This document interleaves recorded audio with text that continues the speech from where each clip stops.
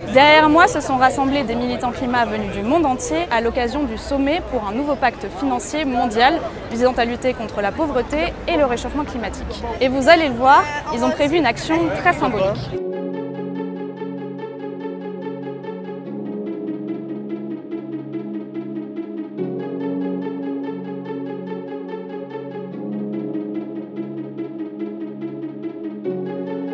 Là, on a mis des dollars noirs au sol et nous, on veut que la finance, elle se mette au service de l'écologie. Donc des dollars vont devenir verts pour représenter cette revendication.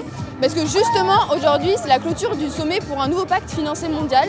Et le problème, c'est qu'il n'est pas du tout question d'énergie fossile. Et on est là pour dire qu'en fait, c'est nécessaire. Et pour les activistes ougandais, ougandaises et d'autres pays affectés par les activités de Total Energy, c'est vital pour elles et eux que ce sujet soit abordé et qu'on arrête de financer les nouveaux projets fossiles. Il y a un gros problème du côté des politiques qui ne s'intéressent pas assez à ce questionnement. Et on a envie que ce sujet soit au centre de l'actualité.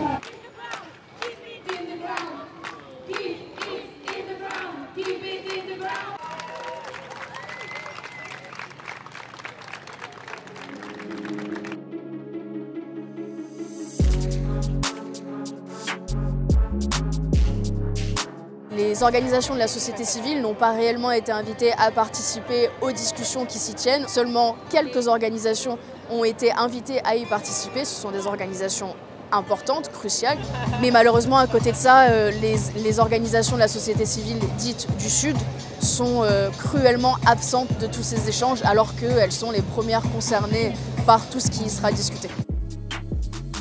They are saying that it's going to change the financial architecture for developing countries. But we also ask ourselves, why is it held in Paris, not in developing countries, where loss to damage fund has to be taken? Well, I would say that the solutions that they are putting forward are not good enough. So they are still looking at it as a money-making opportunity. The only hope that we see is recognition of the crisis. And if they only look at private investments, it's no less than greenwashing.